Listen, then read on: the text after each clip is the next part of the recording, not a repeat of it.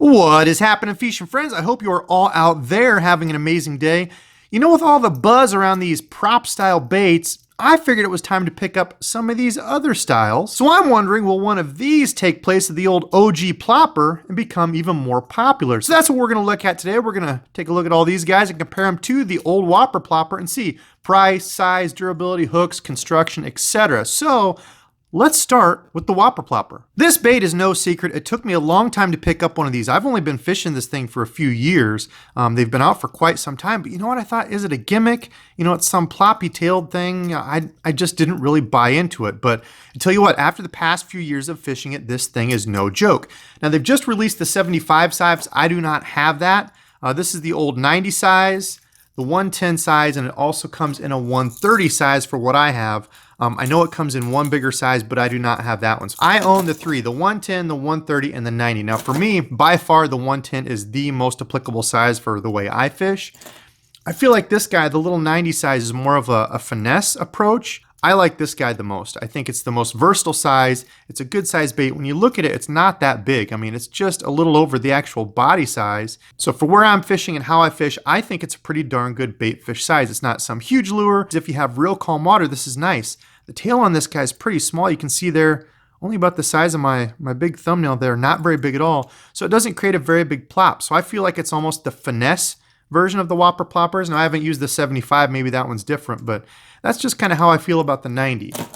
You move up to the 110, you've got a bigger tail, you've got a good meaty body profile. So I feel like it mimics a good bait size very well, unless, maybe your fish are feeding on small fish, then this is the way to go. But that's just kind of the reasoning for me. I like the 110 size. I think it's the most versatile out of all of them. Now, as far as price is concerned, I know that can be a big offsetting factor for why people have not tried the Whopper Plopper. The 75 and 90 size are $12.99. The 110 and 130 sizes are $16.99. And the one size bigger, I believe, is $19.99. Just so you know what those prices are off of Tackle Warehouse, that's where I picked up mine. I believe the Whopper Plopper still comes in about 20 different colors. I know there is a rattling version. See that? That's the rattles. Compare that to this guy, the little 90 that I have.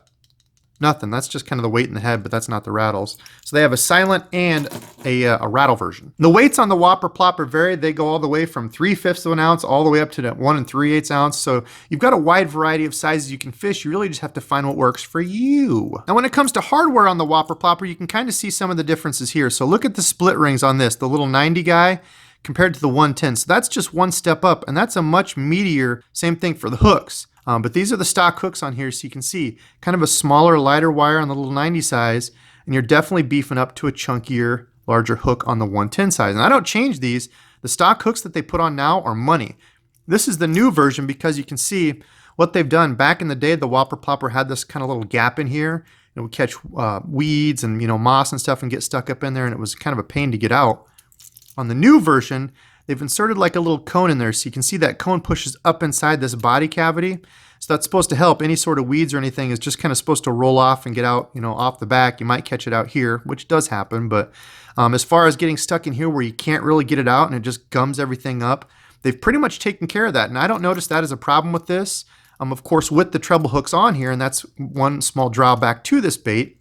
If you're going over weeds that are up close to the top or moss, you're getting stuck, and then it's not plopping, and it kind of kills the Whopper Plopper. So along weed edges, in open water, rocky points, this thing is killer. It will draw fish up. Now, even looking at the hardware here, the little rings that connect to the bait are nice and beefy. Compare that to the smaller 90 size, and you can see they've even beefed that up on the 110 size. So it's just a little bit meatier, beefier presentation. So that's the Whopper Plopper in a shell. Pretty darn good, solid bait. I've definitely become a fan. So let's keep these close by for comparison purposes and look at the second one on the list. This is new to me. I have not got to fish it at all, the Berkley Choppo. Now this comes in two sizes, a 90 and a 120. All sizes are $9.99 and it comes in 10 different colors. So looking at this bait, the first thing I noticed when I picked it up is there's a complete different feeling to it. When you grab this, can you hear that?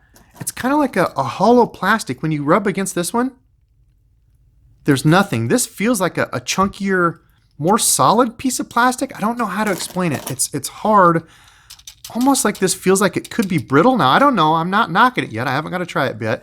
But just on first notice here, that's what it kind of feels like. So when I scoot back and look back here, I noticed they still have the old style tail. Now that's something that the Whopper Plopper improved on. They got rid of something that was already a pain point for a lot of people, which was the weeds and grass and stuff getting stuck in here. Then you have a heck of a time getting it out. You got to use your knife or something to dig it out. So that was one thing I noticed. And as I moved back, here's a real big thing that I noticed. Now this kind of could be a pro or a con. Number one, the tail on this guy is a lot more massive. So if you look at this, this is a 120 size. So this is a little bit bigger than the 110. But look at the difference in those tails. Okay, there we go. That's a little bit better comparison. Now you can see the difference in those tails. So I imagine that without using this, I imagine this is going to give a lot harder, more distinct plop to it. It's a much larger tail, a very big cup. However, it does kind of scare me because, see that? This is hard. This is hard plastic like the body. You look at the Whopper Plopper, this is rubbery. This is bendable, movable. Now the only thing that scares me about that is when I'm fishing this against rock lines or anything like that, if I do happen to bang this off of something, I'm scared that's going to break. Now I don't know, maybe it's super tough, maybe it's not going to at all, but you can see there, that's one solid hard piece. That's one thing that kind of scares me about this one. Now, maybe the the louder plop will be worth it. It spins very freely, very easily, so that's not a concern, but that kind of scares me about the tail. Now, as we look at the rest of the components on it, the eyes, I noticed those right off. I love the eyes on these. The larger eyes mimic that bait fish, give it a target to hit. Talked about that with my swim baits. Look at the difference in hardware on this. This is a smaller bait. Look at how much beefier that line tie is. Same thing when you get into where the actual split rings connect to the bait. It's much bigger on the Whopper Plopper 110. And the stock split rings that come on there themselves, look at how much bigger it is on the Whopper Plopper, how much more beefier compared to the Choppo. Now, how about the hooks? You can tell the hooks are beefier here on the Whopper Plopper. These come with an EWG, a shorter shank hook. On the Choppo, they just come with more of a round traditional style hook. But that's a 1X and this is a 2X strong. These are much beefier, stronger hooks. The wire that goes through the bait and holds everything together, much beefier on the Whopper Plopper. So those are just kind of my initial thoughts on this. Now I'm going to give it a fair chance. I'm going to fish it. Hopefully it proves to be pretty sweet, but at a glance, I feel like the Whopper Plopper is going to be a much more durable option. But again, I have not used it yet, and I will not confirm nor deny whether I think this is a good bait. I'm just going off of my first thoughts here at first glance. So that is the Berkley Choppo. It's a pretty cool bait. I'm excited to use it. I think that tail is going to give a definite, distinct, harder plopping sound. You know, maybe even for slower rolling or when the water's choppier. This bait might be killer. Moving on to the second of the newest plop tail baits is this guy. If you're a fan of the gear, you know what those jaws are. This is the Savage Gear 3D Smash Tail. Pretty cool looking little bait. It's definitely got a different profile. You can see that the Choppo, I forgot to mention that. The Choppo and the Plopper, pretty much the exact same body style, very close. Savage Gear, on the other hand, has done something a little bit different look to the bait and overall profile. Now this bait comes in 3 different sizes, the 100, a 135, and a 170. The prices vary, starting at $11.99, bumping up to $16.99, and then $19.99 on the largest version. 10 colors available in this baby, and there's a few different things that I've noticed on here. So first thing I noticed when I looked this over is it's got fins. Now I think these are by design. The fins on the bottom are rubbery. So you can see there, they're not hard, they're not something that's going to break off, and the fin on top, these are all rubbery little fins. And I'm wondering if that's not to help deter things and kind of deflect grass or any sort of vegetation from getting stuck in this tail. Now the tail, you'll notice, is extremely similar in style to the Whopper Plopper there. You can see it's kind of that cupped foot boot shape. But a big difference is they've got a weight on here. I don't know exactly what that's going to do. If any of you have used this Savage Gear 3D, comment below and let me know, what does this weight in the tail actually do? I don't know if that's going to leave a bubble trail. It's a lot heavier, so when I take this and spin it, it wants to keep going. So I don't know if that's going to give a harder plopping sound or what. I'm interested to see what that's going to do. Very different and distinct from any of the other options out there on the market. So that's pretty interesting. Looking back on the bait, they've actually even used some of that heat shrink tubing on here. So that's to kind of keep this all together, keep the tail stuck out, and the treble hook out there where it's available. Now I did notice on this, the Savage Gear, the hardware again does seem to be a little bit smaller again. So you can see the wire there, not as big. You can barely see it sticking out the tail there. Not as big wire. Again, same thing for the hooks. You can see this is a lighter wire hook compared to the Whopper Plopper, a larger, beefier hook on there. And again, same thing for the split rings. Look at the difference in split rings there. They're not messing around on this guy. And I've caught some, big pike and stuff on this. This has been very durable. So that's the only reason I point these things out, is in case you hook a big fish or you're using it for pike or something else. In case you hook one of those bigger fish, especially on the back, the only thing holding this bait together is this wire in the middle. So I want to have good, strong components. That's the only reason I point those out. The other thing I noticed with the old Savage Gear 3D is they label this as a 100 size. So this is the 110 Whopper Plopper. I'm a little confused. I hold these two next to each other. Remember, this is a 110 Whopper Plopper and this is a 100 Savage Gear. So I'm a little confused because they're the same size. The Savage Gear might actually be even a little longer. Now you can see the profile is not as beefy.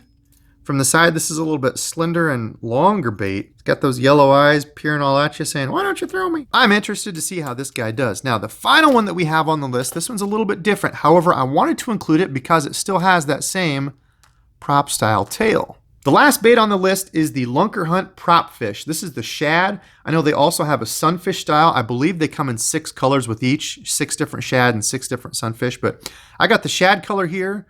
Pretty cool looking little bait. Now, at first when I bought it, I'm like, is this thing just a gimmick again? Kind of like the Whopper Plopper. But after I started holding it and looking around on it, I thought, you know what? This might be a legitimate option. I was interested to get this guy because if you're a regular on the channel, you know that I love to frog fish. If you're new to the channel, hey, I'm Debo. I love to frog fish. I got this guy because sometimes when you're fishing these, the Whopper Plopper or one of these similar, in case you get around any sort of, vegetation, you're going to get all hung up.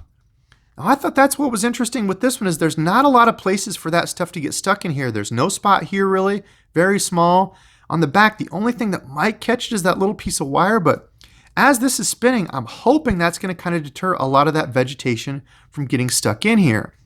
Now, the one thing that concerned me was what was the body like on this? But it's extremely soft. If you have used any of the other Lunkerhunt frogs, it's a very soft, very pliable material, and it's the same thing on this guy. So I love that the hooks are pointed up. You can see there, this bait will be running straight like this. You barely touch that body and that's coming down. These hooks are pointed straight up, which I love to actually do on my frogs, and they've already done this for you. So hookup should be good on this. The hooks are extremely, extremely needle sharp. That's catching my thumbnail. Very sharp on this and good and stout. So if I can run this in the places where these guys won't, even like the Teckle Sprinker Frog or the Toad Runner, the back of those tails, those boot tails will get caught up and stuff. So I'm thinking if I can run this stuff over pads and just slight vegetation and not get all gunked up, this could be a pretty sweet little option to throw, especially if they're keying in on bait fish. I again look at this as kind of a finesse frog presentation. I don't imagine that this tail is going to give a bunch of crazy action. I've also heard from some people that this tends to roll if you go too fast with it. So I'm thinking this is going to be a moderate retrieve, a good calm day where you want just a little bit of plop. This thing could be deadly. I could be deadly. And I'm not doubting that it couldn't be a very successful bait. As long as this gives a good, plopping sound, and as long as I can reel this at a slower or moderate pace, this thing could be pretty money. I cannot wait to try these next year. I've got a few months to wait, but that old ice fishing stuff will be starting up soon. But let me know. Let me know what you all think of these. Have you used these? These are not new. These have been on the market for a while. They're new to me. I haven't got to try any of these out. So please, if you have used any of these baits, the new Berkley Choppo, the Savage Gear 3D Smash Tail, or the Lunkerhunt Propfish, happens to be the shad, let me know in the comments below. I am excited to see what you all think. I like doing these type of videos because if you're somebody that's been looking at a few of these and you're trying to decide, which one do I want? Well, hopefully these will at least help you. Until I can get out and fish some more, I can't tell you exactly how they work, but at least you can look at the things. As of right now, I think the Whopper Plopper is still going to be the main one that I'm going to throw. I don't know. I have to fish all these to give them a fair chance, but I think this might be the winner. Let me know in the comments below what other type of lure comparisons do you want to see. Jigs I could do, spinner baits, chatterbaits, whatever it is, let me know. So of course, I thank every single one of you out there for watching. I appreciate it. Without all of you, my channel would be nothing. So until next time.